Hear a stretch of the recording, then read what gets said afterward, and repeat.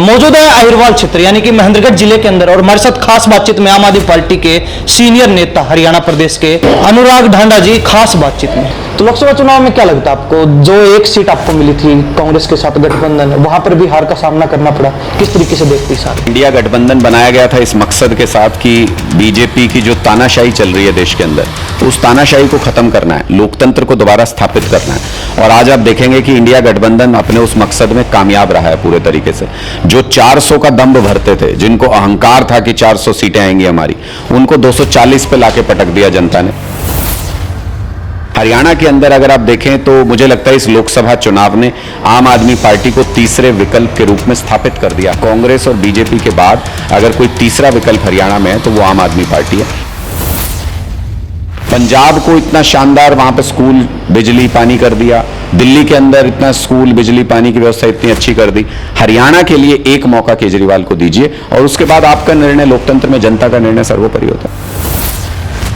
क्या जो इंडिया गठबंधन था वो लोकसभा तक था या फिर आगे भी चलने वाला है? विधानसभा चुनाव में 90 की 90 विधानसभा सीटों पर एक एक बूथ पर हम अपनी तैयारी कर रहे हैं। हम मजबूती के साथ हरियाणा के अंदर आम आदमी का राज लेके आएंगे।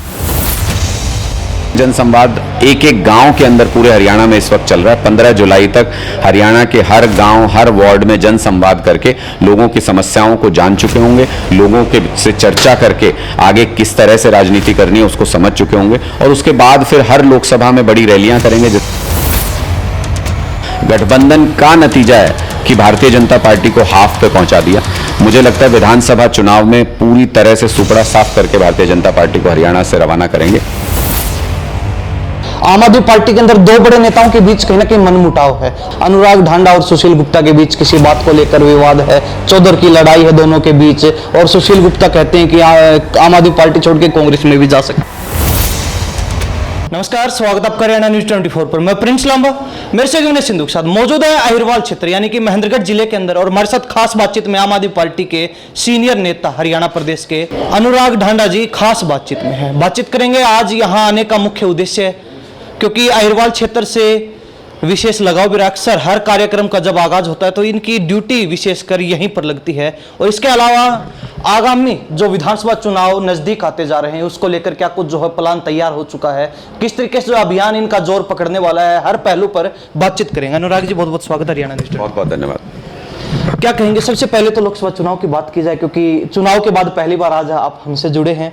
तो लोकसभा चुनाव में क्या लगता है आपको, जो एक सीट आपको मिली थी कांग्रेस के साथ गठबंधन, वहां पर भी हार का सामना करना पड़ा, किस तरीके से देखती सर को? देखिए, मुझे लगता है कि हार और जीत तो चुनाव में होती है, लेकिन इंडिया गठबंधन बनाया गया था इस मकसद के साथ कि बीजेपी की जो तानाशाही चल रही है देश के अंदर, उस तानाशाही को खत्म करना है, लोकतंत्र को दोबारा स्थापित करना है। और आज आप देखेंगे कि इंडिया गठबंधन अपने उस मकसद में कामयाब रहा है पूरे तरीके से। जो 400 का दंभ भरते थे, जिनको अहंकार था कि 400 सीटें आएंगी हमारी, उनको 240 पे लाके पटक दिया जनता ने। उनके हाथ में बैसाखियां पकड़ा दी, बिना बैसाखियों के सरकार नहीं चला सकते मोदी जी, ऐसी हालत में ला दिया। इसका मतलब लोकतंत्र की जीत हुई है। हरियाणा के अंदर अगर आप देखें तो मुझे लगता है इस लोकसभा चुनाव ने आम आदमी पार्टी को तीसरे विकल्प के रूप में स्थापित कर दिया हरियाणा के अंदर। इनेलो, जेजेपी, बसपा, ये पार्टियां दशकों से राजनीति कर रही हैं हरियाणा में, ये नेता दशकों से राजनीति कर रहे हैं। सरकार में भी रही है इनेलो, तो जेजेपी भी अभी सरकार में रही है। ऐसी पार्टियों के 10 कैंडिडेट पूरे हरियाणा के मिला लीजिए, सबका वोट मिला लीजिए तीनों पार्टियों का, उससे ज्यादा वोट आम आदमी पार्टी ने सिर्फ एक कुरुक्षेत्र की सीट पे हासिल किया। इसका मतलब यह कि कांग्रेस और बीजेपी के बाद अगर कोई तीसरा विकल्प हरियाणा में है तो वो आम आदमी पार्टी है। हमने लोगों से यही वादा किया था कि हम एक आपको तीसरा विकल्प देंगे, एक ऐसा विकल्प देंगे जिसमें आप फुटबॉल की तरह दो पालों के बीच में ना झूलते रह जाएं और आपको एक मौका मिले कि नई विचारधारा को चुन सकते हैं। हमने वो विकल्प हरियाणा के लोगों के सामने रख दिया, एक मजबूत विकल्प के रूप में। लोगों के बीच में जाएंगे, उनसे एक मौका मांगेंगे, क्योंकि उन्होंने सबको मौका दिया लेकिन फिर भी उनकी मूलभूत ज़रूरतें पूरी नहीं हुई। बिजली, पानी, स्कूल, अस्पताल लोगों को नहीं मिले, बेरोजगारी और ज़्यादा बढ़ती चली गई, किसानों की समस्याओं का समाधान नहीं हुआ, महिलाओं की सुरक्षा सुनिश्चित नहीं हुई। इसलिए अब लोगों से हम ये कहने जाएंगे कि आपकी हरियाणा की माटी का लाल है अरविंद केजरीवाल। पंजाब को इतना शानदार वहां पे स्कूल बिजली पानी कर दिया, दिल्ली के अंदर इतना स्कूल बिजली पानी की व्यवस्था इतनी अच्छी कर दी।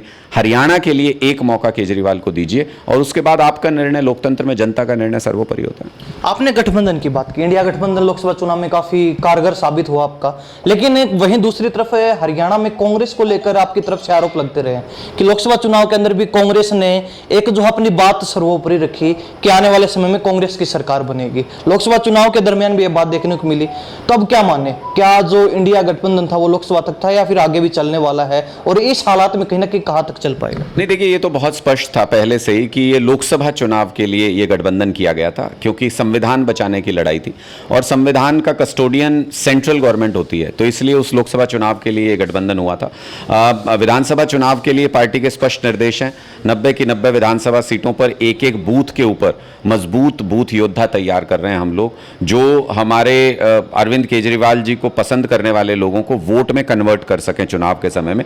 ऐसी बूथ की टीम तैयार की जा रही है और हम उस पूरे काम में लगे हुए हैं। जनसंवाद एक एक गांव के अंदर पूरे हरियाणा में इस वक्त चल रहा है। 15 जुलाई तक हरियाणा के हर गांव, हर वार्ड में जनसंवाद करके लोगों की समस्याओं को जान चुके होंगे, लोगों के से चर्चा करके आगे किस तरह से राजनीति करनी है उसको समझ चुके होंगे, और उसके बाद फिर हर लोकसभा में बड़ी रैलियां करेंगे जिसमें सेंट्रल लीडरशिप पूरी आएगी। भगवंत मान जी भी आएंगे, सुनीता केजरीवाल जी भी आएंगी, अरविंद केजरीवाल जी भी हमें उम्मीद है कि बहुत जल्द जेल से बाहर आने वाले हैं, वो भी हरियाणा में फिर प्रचार के लिए आएंगे। तो मुझे लगता है कि संजय सिंह जी हैं, संदीप पाठक जी हैं, सारे लोग उन रैलियों में पहुंचेंगे, लोकसभा वाइज जो हम रैलियां करेंगे, और एक बहुत बड़ा अभियान हरियाणा के अंदर शुरू करेंगे ताकि आम आदमी का राज स्थापित किया जा सके हरियाणा में। सर, लोकसभा से जुड़ा हुआ एक और सवाल रहेगा हमारा, जिस तरीके से लोकसभा चुनाव में आपको भरपूर वोट मिले कुरुक्षेत्र लोकसभा सीट के ऊपर, उसमें क्या माने, वो कांग्रेस के वोट थे या फिर आम आदमी पार्टी का अपना पर्सनल वोट बैंक था?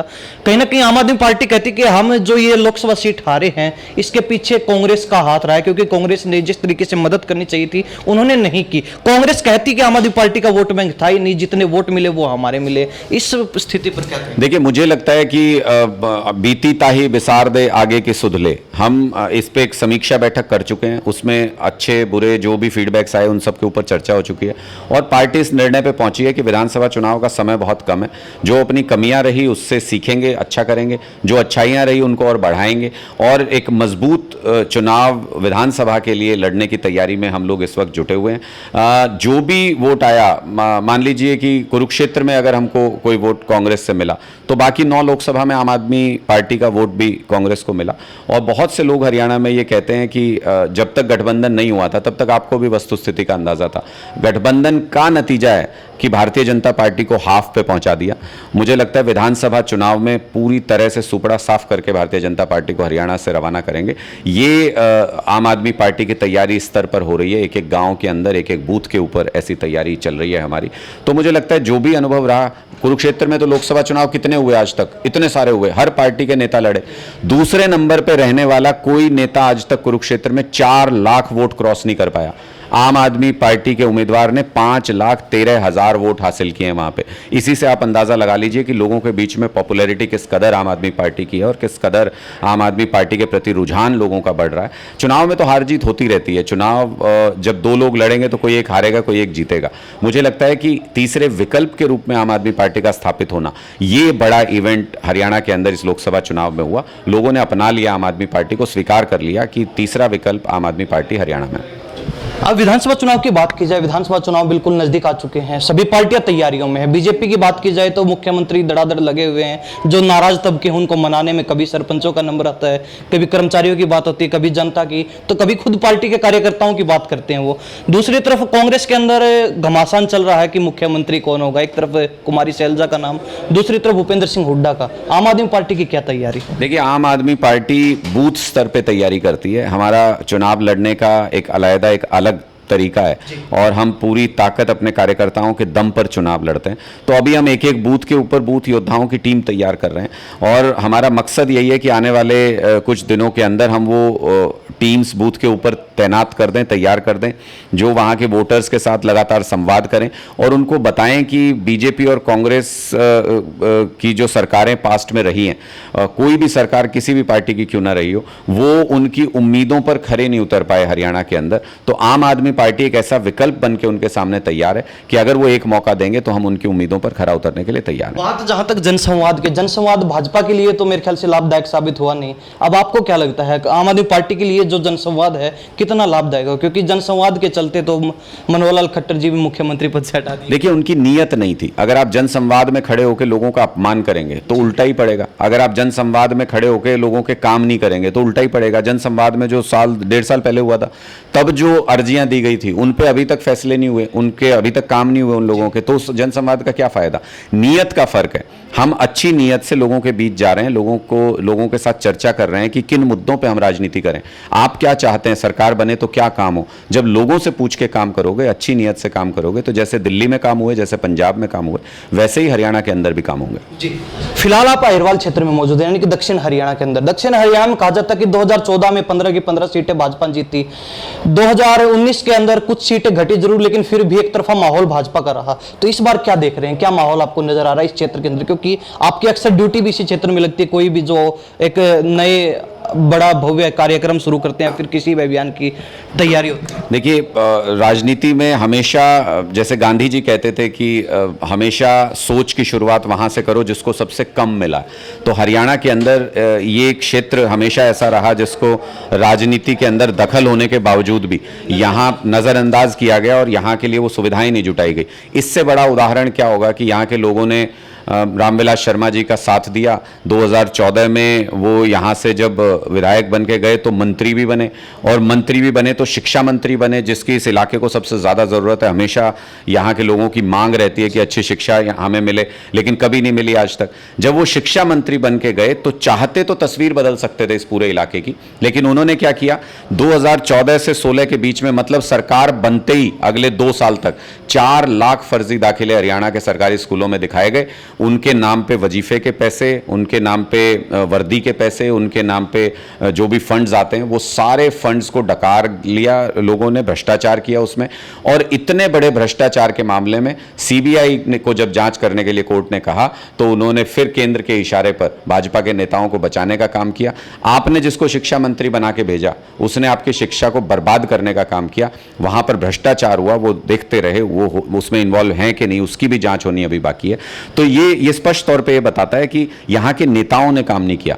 किसी आम आदमी को चुन के भेजेंगे तो वो विधानसभा के अंदर आपके हकों की आवाज़ भी उठाएगा और सरकार में शामिल होकर के उस आवाज़ को बुलंद करके यहाँ पे आपके काम भी कराएगा। ये क्षेत्र हमेशा से पिछड़ा रहा है, ये क्षेत्र हमेशा से राजनीतिक दृष्टि से एक तरीके से अछूता रहा है, उसको बदलने की ज़रूरत है। इसलिए मेरा हमेशा ये लगाव रहता है, मेरा हमेशा कोई भी कार्यक्रम की शुरुआत होती है तो मैं यहाँ ज़रूर इसलिए आता हूँ कि इस क्षेत्र को बदलाव की ज़रूरत है, यहाँ के लोगों की उम्मीदें पूरी हो सकती हैं, उसको बदलने की ज़रूरत है। अब एक आखिरी सवाल रहेगा आपसे, क्योंकि पीछे चर्चाएं काफी चली और आज भी वो चर्चाएं चल जाती हैं कभी कभी कि आम आदमी पार्टी के अंदर 2 बड़े नेताओं के बीच कहीं ना कहीं मनमुटाव है। हालांकि इन खबरों को बीच में आपके द्वारा भी निराधार बताया गया, लेकिन क्या कहेंगे इस मुद्दे को लेकर?